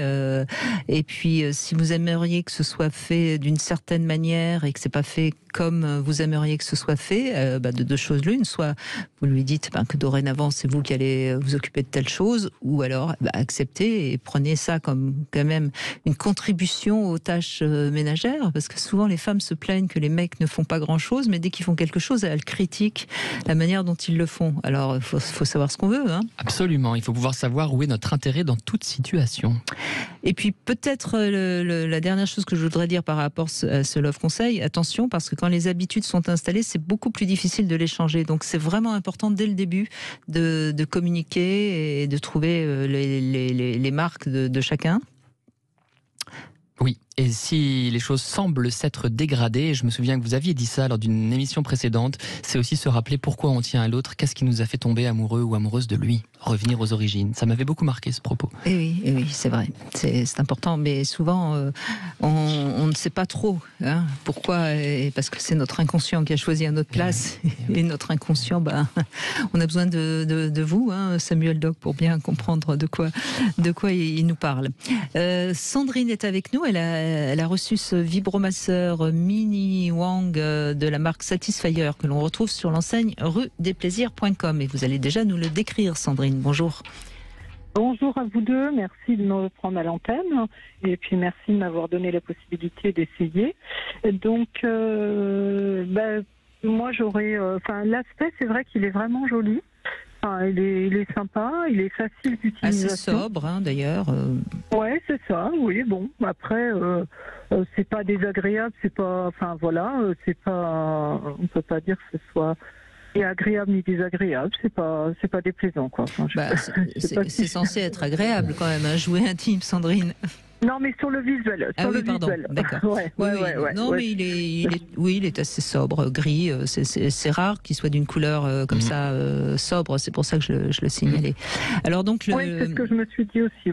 Alors les mini wands, c'est donc des sortes de grosses boules, de micros, hein, je pourrais dire, qui sont vibrants, hein, donc et qui sont là pour stimuler la vulve. Ouais. Moi, j'ai pas trouvé ça exceptionnel parce que la puissance de vibration, elle est pas exceptionnelle.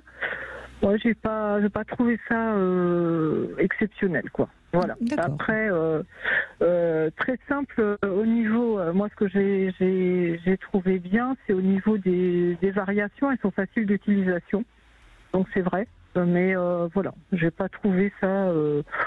Plus exceptionnel que ça, quoi. D'accord. Et au niveau de la notice, c'est pareil, il y a rien. Enfin, quelqu'un qui voudrait, parce que je me suis vraiment mis dans la peau d'une testeuse, voilà. Je trouve qu'au niveau de la notice, il y a rien non plus, quoi. Il y a aucun quelqu'un qui voudrait utiliser la notice. Oui, mais en même temps, il est très très basique. Hein. Il a une tête un peu flexible. On peut même d'ailleurs s'en servir pour aller masser une autre partie du corps. Hein. Oui, bien sûr. Exactement. Il y a 12 vibrations. Il y a seulement 2 boutons. Donc finalement, il est assez, il est très basique. Hein. Exactement, tout à fait. On va dire que c'est un jouet première gamme, hein, mais qui exactement. Mais qui en même temps est pas très cher, et 42,90 €, ça va. Et bon, il fait... il vaut, voilà, c'est ça. Il est pas, voilà, il a pas plus, il n'y a pas ce plus, mais bon, voilà, il est pas désagréable, quoi. Ouais. Et quelle note vous lui donnez alors en finale? Alors, je dirais. Soufflez pas comme ça, Sandrine. Non, je cherche. C'était quand même un cadeau, Sandrine. Non, je cherche pour avoir pour être juste, bien sûr. Non, parce que c'était quand même un cadeau. Je l'ai pris comme ça. Hein. Non, il n'y a pas de souci. 6, 7 même, 6, 7. Ouais. Sur 10. Entre 6 et 7, ouais. D'accord. Allez, on va dire 6,5. Allez, 6,5 sur 10. Merci Sandrine. Voilà. Merci beaucoup. Merci beaucoup à vous en tous les cas. Je vous en prie. Merci de l'avoir testé. Je le rappelle, ce vibromasseur Mini Wang de la marque Satisfyer. Vous pouvez vous le retrouver sur l'enseigne rue-des-plaisirs.com. Voilà. Et c'est Chloé qu'on retrouve. Bonjour Chloé. Oui, bonjour Brigitte et bonjour Fabienne. Bonjour Chloé. Alors, nous, on a une famille, je dis nous parce qu'on est une sœur et un frère. On a une famille qui a été très toxique. Très toxique. Bon, moi, je m'en suis pas mal sortie. Mais bon. Alors, pour partir du début, ma mère et mon père se sont séparés. J'étais toute petite, 2 ans et demi. Bon, il y avait déjà des problèmes, mais enfin, ils s'aimaient. Bon, moi, je suis un enfant de l'amour. Et puis, elle s'est remariée donc quelques années après avec un monsieur et elle a eu 2 autres enfants. Donc, ma sœur et ma demi-sœur et mon demi-frère. Mais pour moi, c'est ma sœur et mon frère. Et en fait, ce beau-père-là, pour moi, il a été assez violent. Quand il a eu ses propres enfants, donc il a commencé à me faire des brimades, même de temps en temps à me frapper. Et quand j'étais au collège, il m'empêchait d'arriver à l'heure à l'école. Il fallait que je fasse la vaisselle du petit déjeuner, enfin des choses comme ça. Quoi. Oui, c'est carrément pervers là. Oui, c'était carrément pervers, mais bon, il travaillait la nuit, notre mère travaillait le jour, il dormait pas bien, on le réveillait le matin pour aller à l'école, donc c'était très compliqué, il piquait des crises, enfin c'était terrible. Et ma mère enfin a divorcé et elle s'est remise avec un autre homme, donc il a été aussi le beau-père finalement de mon frère et ma sœur. Ouais. Et alors lui, carrément, c'était le beau-père incestueux, c'est-à-dire que moi, j'étais déjà grande, puisque j'ai 8 ans de plus que ma sœur, 10 ans de plus que mon frère. Donc moi, j'étais partie à la fac, et cet homme-là, en fait, j'ai su après qu'il avait fait des attouchements à ma sœur, qu'il était terrible, violent psychologiquement avec mon frère. Et Et voilà, et c'est vrai que là, aujourd'hui, ma sœur a 52 ans, elle en souffre encore beaucoup. Parce que c'est clair. Si elle, elle a été... voilà, elle en souffre énormément, alors qu'elle a exorcisé en fait par le théâtre. Enfin, moi, je pensais qu'elle avait guéri tout ça, mais non. Et en fait, elle est très proche de ma mère, alors que moi, j'ai toujours gardé un peu une distance. On peut quand même considérer que votre mère n'a pas vraiment choisi des bons partenaires, donc elle doit forcément avoir des blessures qui ne sont pas réglées. Hein. C'est ça, et puis le problème, c'est qu'elle a été dans le déni, notre mère, même quand ce deuxième homme est mort, en fait. Elle l'a idéalisé et elle nous en parlait comme ça. C'est-à-dire que nous, il fallait tout le temps qu'on la remette en place en disant, écoute maman. Ouais, mais okay, vous voyez, votre témoignage est important et intéressant parce qu'il montre bien que quand quelqu'un n'a pas travaillé sur soi, comme votre mère, à ce moment-là, c'est même plus possible de communiquer avec elle, puisque de toute façon, elle est dans un déni, parce que sinon, elle ne peut pas reconnaître le travail qu'elle n'a pas voulu faire, quoi, en quelque sorte. Ça. C'est exactement ça. Notre mère, elle est très forte, elle a un tempérament, elle a tendance à... alors le problème, elle a tendance à banaliser les choses. Elle avait même accusé ma sœur, évidemment, de provoquer, hein, évidemment, classique.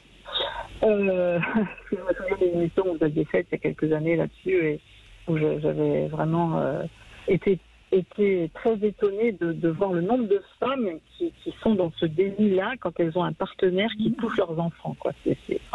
Leurs filles, c'est terrible. Mais c'est abominable. Oui, en vous écoutant, et je me dis que c'est un peu le fil aussi inattendu, mais pourtant commun depuis le début de l'émission, c'est que finalement nous sommes perdus parce que nos parents ne parlent pas de leur histoire, parce qu'ils ne veulent pas y faire face, ou parce qu'ils sont, comme le dit Brigitte, dans le déni.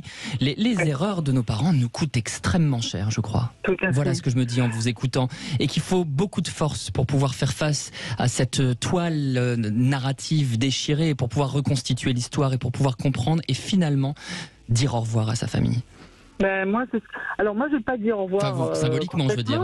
Je dis symboliquement. Je suis toujours en lien avec ma mère. Voilà, je ne pense pas moi, mais je garde le lien parce que voilà. Mais je ne suis pas aussi attachée que ma sœur. Et curieusement, ma mère, en fait, elle achète. Depuis plusieurs années, elle achète par culpabilité. Je pense qu'elle a quand même conscience de sa culpabilité. Mais elle a entretenu ma sœur, qui est quand même largement adulte, dans une espèce de dépendance financière. Et là, ma sœur est en train de s'en rendre compte parce qu'elle a eu une fracture du coude. Donc, elle était dans une mission professionnelle qui s'était interrompue brusquement. Et elle en souffre énormément là. Elle est hyper malheureuse parce que là, son avenir est professionnel et quand même un peu... contrariée par cette blessure. Et là, elle est en pleine dépression en fait parce qu'elle se rend compte de tout ça. Et moi, j'ai eu le courage aussi de lui dire, on parle beaucoup avec ma sœur au téléphone parce qu'on n'habite pas à côté, mais et elle est en train de prendre conscience de tout le mal, voilà. Et moi, ce que je voulais juste te dire, c'est que moi, à un moment donné, j'ai eu plus de chance que ma sœur et mon frère, parce que moi, j'ai pas eu d'attouchement, etc. Donc très peu, enfin en tout cas de mon beau-père, donc le deuxième homme, bon, il a essayé, j'avais 18 ans, j'étais déjà avec quelqu'un, et puis je l'ai repoussé, et puis ça a été terminé. Mais je repoussais à chaque fois, quand je rentrais le week-end de la fac, c'était terrible, mais bon. Et en fait, moi, à un moment donné, j'aimais quand même jusqu'à 40 ans, mais à 40 ans, j'avais des problèmes de dos, j'avais des problèmes avec mon mari, j'avais beaucoup de problèmes physiques aussi, statiques, machin. Et je me suis dit à un moment, non, mais c'est bon, tout ce qu'on m'a fait subir, c'est pas moi. C'est pas mes valeurs, c'est pas... Bon, ok, c'est intervenu, mais bon, maintenant, je vais de l'avant, je pense à moi, et puis j'avance, quoi. Et puis tout ça, c'est du passé, je balaye, et c'est terminé, j'y pense plus. Et en fait, je me suis guérie toute seule, je ne sais pas comment... Oui, mais vous avez, non, c'est intéressant ce que vous dites parce que ça montre bien qu'on peut aussi soi-même laisser revenir à la surface notre élan vital, notre énergie de vie et nos désirs, et dire ça c'est le passé, je tourne le dos au passé et maintenant je vais vers l'avenir. Et c'est bravo, mais en même temps peut-être que dans les premiers mois, votre mère vous a vraiment aimé, vous étiez sa première fille. Tout à fait. Et mon père aussi. Hein. Donc je sais que j'ai donc vous avez quand même, voyez, dans l'amour. Voilà. Et c'est ça qui à un moment donné a pu ressurgir en vous parce que quand même il y a eu ça au départ. Voyez. Oui, je pense. Est-ce que n'a peut-être pas eu votre sœur Ma sœur, je voudrais l'aider parce que là vraiment je sens qu'elle est dans une période très difficile parce qu'elle. Je pense pas que vous soyez la meilleure personne pour l'aider. Et là il faut qu'elle fasse un travail parce qu'au fond qu'est-ce qui se passe? Elle est encore dans une dépendance affective avec sa mère en espérant recevoir ce qu'elle n'a pas reçu et qu'elle ne recevra pas puisque visiblement sa mère par l'argent essaye de garder l'emprise. Hein. Donc vous voyez, je pense que c'est compliqué. Mais en tout cas votre témoignage je le trouve vraiment intéressant parce qu'il est vraiment révélateur de quand même cet élan vital qui est en soi et qui peut à un moment donné ressurgir. Pour peu qu'on parcourt ce labyrinthe, voilà, pour peu qu'on parcourt ce labyrinthe historique que nous avons dans le sang et qui est notre histoire familiale, bien sûr. Bien sûr. Merci beaucoup. Merci beaucoup à tous les deux. Merci. On va faire une petite pause et puis on continue bien sûr avec Julie qui sera avec nous dans un instant. Le plus grand site de webcam live réservé aux adultes. 14h-16h, Brigitte Lahaie, Sud Radio. Samuel Doc est avec nous, auteur de L'Enfant Thérapeute aux éditions Plomb. Et d'ailleurs, je précise que vous serez demain au Salon du Livre de 18h à 20h au Salon du Livre à Paris. Donc, pour dédicacer votre livre, si des auditeurs ont envie de vous rencontrer, ont envie de dédicacer ce livre, eh bien qu'ils n'hésitent pas évidemment à vous retrouver au Salon du Livre. Ce sera un plaisir. Julie, bonjour. Bonjour Brigitte, bonjour Samuel. Bonjour Julie. Bonjour. Alors, vous aviez la sensation que votre mère était manipulatrice. Oui, tout à fait. Dans mon enfance, elle commandait tout le monde, elle était très autoritaire. Elle a toujours été comme ça, et encore aujourd'hui. Et j'ai l'impression que c'était de la manipulation, et je n'ai aucun souvenir d'affection, de vraiment. Bon, je sais qu'elle m'aime, mais voilà, j'ai jamais eu de moments de. J'ai pas de souvenirs. J'ai pas de souvenirs d'enfance, de bons moments, voilà. Est-ce que vous auriez dit qu'elle était psychiquement morte, pour reprendre la fameuse formule? Pas tout à fait, peut-être, mais ouais, pas loin. Hein. Oui, non, pas du tout, pas chaleureuse, pas affectueuse, pas. Elle fait rien ressentir aucun sentiment, voilà. Vous savez pourquoi elle était comme ça? Est-ce qu'elle souffrait de dépression? Est-ce qu'elle avait eu des traumas? Pourquoi elle était comme ça? Alors je crois savoir, et encore elle n'a pas beaucoup parlé, elle ne me parlait jamais de rien. Elle a été séparée de ses parents quand elle était petite, parce qu'elle a été placée, parce que ses parents travaillaient dans un pavillon de personnes handicapées et les enfants n'étaient pas admis avec les parents et ils habitaient sur place. Et donc pendant un certain temps, elle a été séparée, elle voyait ses parents que le week-end. Elle a été littéralement abandonnée pour des raisons professionnelles, et dans ce que vous dites, c'est comme si elle vous avait aussi abandonné dans son manque de chaleur. Oui, j'ai aucun souvenir de chaleur vraiment, quoi, d'affection. Vous avez des photos de vous, tout bébé? Oui. Il faudrait que vous regardiez les photos de vous quand vous aviez moins de 2 ans, parce que parfois ces mères qui ont l'air comme ça très froides ont été des mères très chaleureuses tant que l'enfant n'est pas encore dans le langage, tant que l'enfant reste vraiment dans cet âge où en effet il est presque comme comme un nounou, quoi. Comme, voyez. Oui. Et peut-être que vous avez quand même eu ça. Et ce serait intéressant parce que ça montrerait bien que c'est sa propre histoire qui explique cela. Mais que malgré tout, elle vous a désiré, elle vous a aimé. Ça peut peut-être mettre un peu de baume sur le cœur. D'accord. Oui, je regarderai. Et vous avez trouvé ces supports d'attachement ailleurs, alors? Est-ce que vous avez pu aimer ailleurs et être aimé ailleurs? Moi, j'ai eu plusieurs histoires, mais j'ai été beaucoup manipulée aussi. Je suis tombée sur des personnes un peu manipulatrices et j'ai eu des histoires, mais je suis toute seule aujourd'hui, quoi. Voilà. Vous savez, on édifie nos schémas amoureux à partir du premier objet d'amour qui est la mère, et vous avez ouvert cette capsule en disant que vous aviez été manipulé par votre mère. Et là, vous parlez d'hommes manipulateurs. C'est comme si vous recherchiez chez ces hommes quelque chose de cette mère manipulatrice, parce que le lien saute aux yeux. Mais c'est ce je m'en suis pas rendu compte. Je me rends compte sur le tard, voilà. Et maintenant, vous vous rendez compte. Voilà, maintenant, que je suis plus âgée. Donc, je me rends compte de ça, ouais. Et votre père, dans tout ça, il était absent?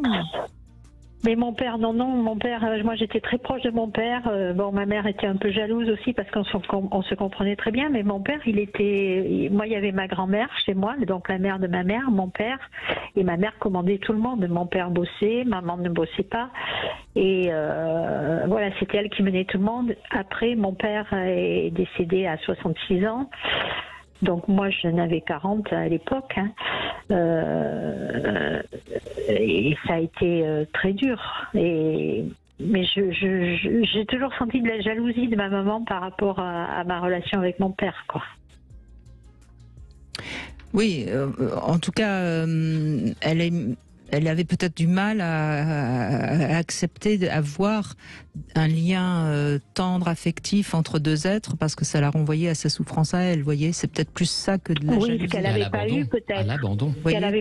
Alors, elle était quand même très proche de son père, je sais, parce qu'elle le suivait au foot. Voilà, elle faisait plein de choses avec son père. Elle a fait du théâtre. Mais elle a perdu son père aussi jeune, avant que je naisse. Donc...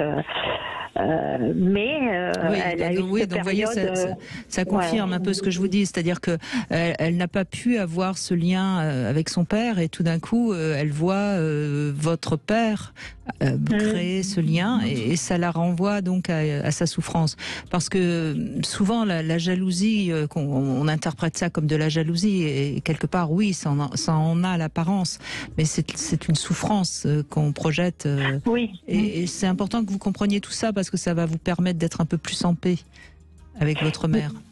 D'accord. Et même elle, par rapport à sa sœur, qui a 8 ans de moins qu'elle, qui, elle, a pu vivre avec ses parents parce qu'après c'était autorisé quand sa sœur est née, elle a jamais... Elle en parlait souvent, quoi. Elle était jalouse aussi de sa sœur. Oui. Oui. Mais encore une fois, ça n'excuse rien. Hein. Je suis pas en train d'excuser l'attitude de votre mère, qui était une mère trop froide et certainement très froide, et trop dure vis-à-vis de tout le carcan familial. Mais en même temps, ça explique quand même un peu, et ça va vous permettre de vous retrouver un peu mieux dans votre propre histoire. Et de trouver ce qui tient. Finalement, au-delà de ces ombres, de cette glaciation, de trouver ce qui tient malgré tout, et de trouver les moments où elle a pu être bien. Vous nous avez pas dit, ou alors je ne l'ai pas entendu, votre mère est vivante ou morte aujourd'hui? Non, elle est vivante, elle a 99 ans et demi. Et elle entend, vous pouvez lui parler? Comment ça, elle entend? Elle a toujours son ouïe? Oui, pardon. Oui, elle est... Oui. Oui, enfin, elle est un peu dure d'oreille, mais elle entend quand même, oui. Et elle parle? Elle vous parle? Non, elle dit rien. Voilà. Oui. Donc elle est restée un peu comme aux origines. Mais oui. En tout cas, ça permet de tenir, finalement, d'être froide et dure comme ça. Mais bon. C'est impressionnant. Non, elle dit rien. Et bon, moi, je suis toute seule pour m'occuper d'elle. Elle est chez elle, toute seule, mais je vais régulièrement. Je suis pas loin. Et j'arrive, elle fait des mots fléchés, beaucoup de mots fléchés, et quand j'arrive, elle continue, enfin elle me dit bonjour, mais après elle continue ses mots fléchés. Ça donne pas envie d'aller la voir. Vous êtes courageuse, continuez à aller la voir. Au moins, vous aurez fait votre part, Julie. Vous ne serez pas en dette. Ouais, ça, c'est sûr. Quand elle partira, vous ne vous sentirez pas coupable. Merci en tout cas de ce témoignage, Julie. Et merci à tous. Merci à vous, bien sûr, Samuel Doc. Et merci à tous ceux qui ont témoigné. On voit bien qu'on a tous notre fardeau. À nous de le sous-peser et puis à un moment donné de le laisser derrière nous peut-être. Exactement, et beaucoup d'espoir. Voilà ce que j'ai entendu aujourd'hui grâce à la parole que vous avez donnée à nos auditeurs et surtout à nos auditrices. Un très bel espoir plein de faire face à la vie et à soi. Merci Samuel Doc. Tout de suite vous retrouvez C'est votre avenir. Demain on est avec Philippe Breneau et on va essayer de mieux comprendre comment se construit notre sexualité. Vaste programme. Sud Radio. Parlons vrai.